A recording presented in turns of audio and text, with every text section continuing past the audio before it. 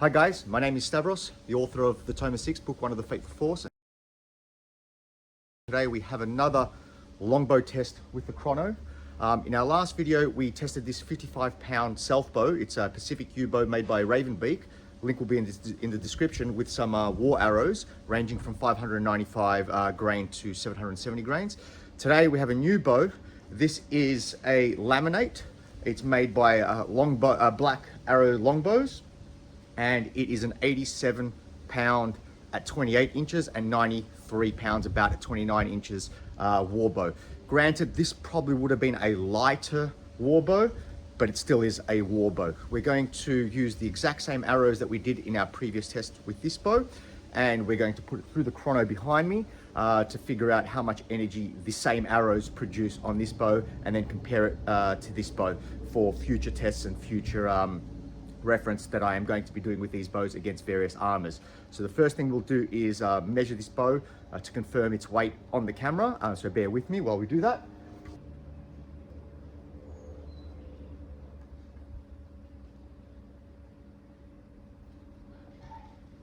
Yep. So I might have overdrawn that a little bit. It was probably at 29 pounds, so that's 92.8 pounds, so 28 inches, 92 pounds. I'll try and do it at 28 to try and get a better representation of the 28-inch draw as well.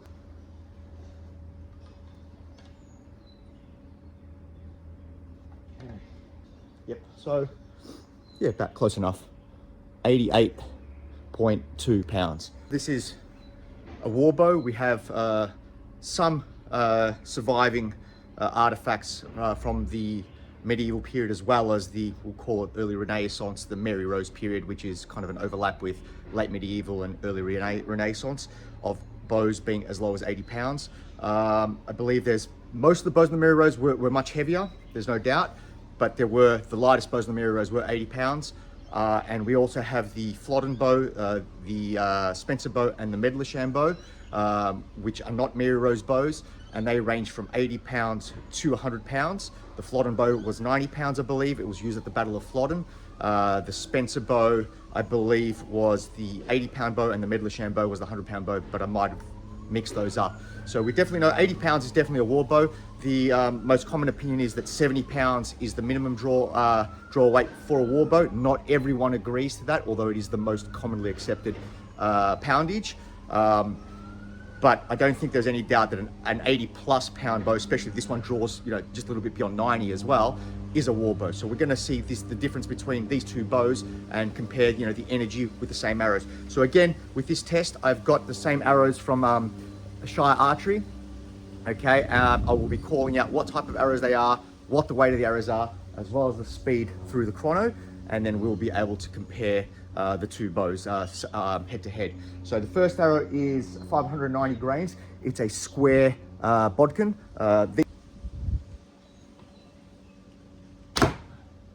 181 feet per second. Second square bodkin, 595 grains.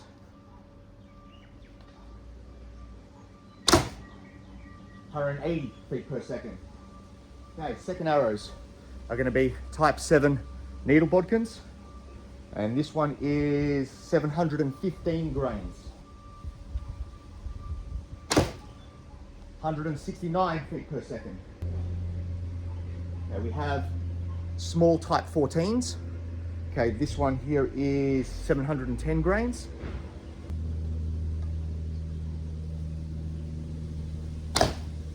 175 feet per second. Then we have our last arrow, 700 grains. This one is again a type 14, a small type 14.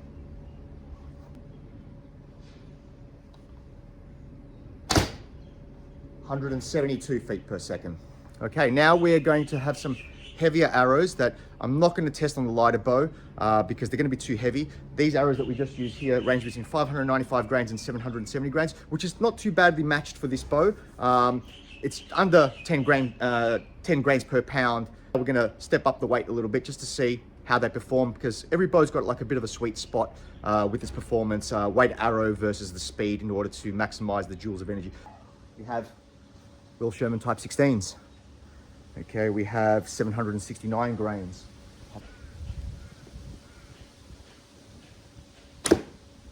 162 feet per second on that one. This is a Crecy warhead. This one is 920 grains. So hopefully we do get a reading on these. And I'll just snap that arrow.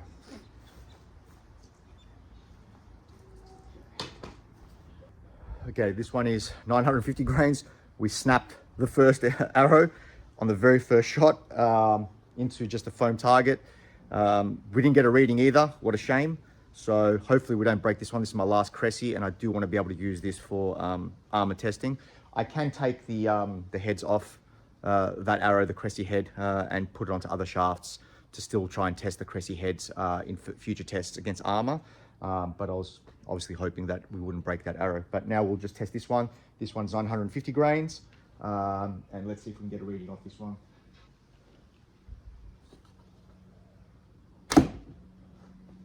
(156 feet per second). Again, Crecy, 950 grain arrow. And actually might try some type 14s as well. We'll see. There we go. 154 feet per second. These ones are 930 grains, type 14. Again, these ones are hectocol type 14 from quiver stock.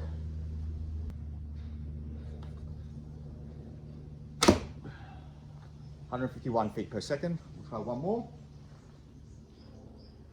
975 grains. This is actually my heaviest arrow.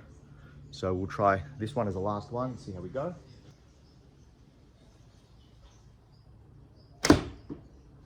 156 feet per second.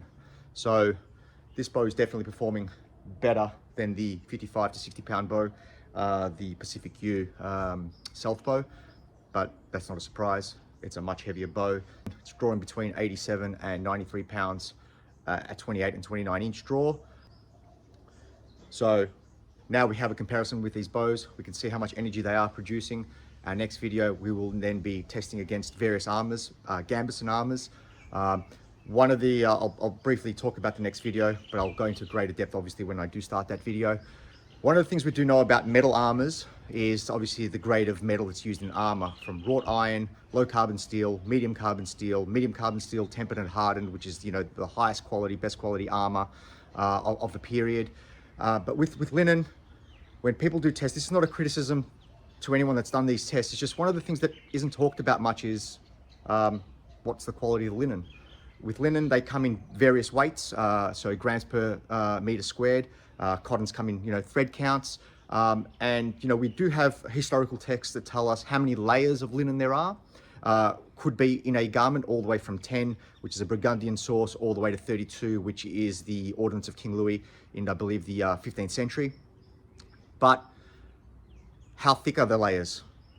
One source says a gamson could be up to 2 inches thick, but again, there's so much variability. Okay, we understand that, you know, just like metal armor, we can have 1 millimeter of plate, we can have all the way to 2.5, 3, 4 millimeters of plate on the front of a helmet, or even sometimes on the front of a breastplate.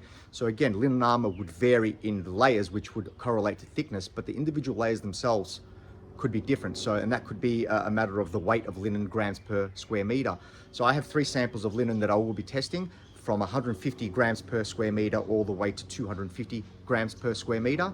They are all 30 layers, and you will see there is a variance in thickness of the garments from about 7 millimeters in thickness from the, or 6.8 to 7 millimeters thickness total for 30 layers for the lightest sample, all the way to 11 millimeters thickness for 30 layers of the heaviest sample. And we're going to see, obviously, just like metal armor, you'd expect, you know, medium carbon steel to perform better than wrought iron. Let's see how these linen garments perform, and that's one of the scopes of the test. The other scope is, of course, to see the efficiency of the arrowheads. You know, which arrowheads penetrate, or maybe they all penetrate. Which ones are defeated? Perhaps you know, some arrowheads are defeated at 55 pounds, but then penetrate with the 87-pound bow. And we're going to see, you know, the efficiency of the arrows, as well as the efficiency of the bows and the efficiency of the materials, to see if we can get a nice little test happening to see, you know, when the materials change, whether it be linen and the arrowhead, as well as the poundage of the bow, which correlates directly to the energy, which we just tested. Now we have all the energy of these bows with all the arrows we are going to use, so we can have a good reference point of how much energy we're hitting these armor pieces with. We're going to see how they fare. So I hope you enjoyed this video. Stay tuned for our next video. We will be testing the Gambesons, and that's it for me.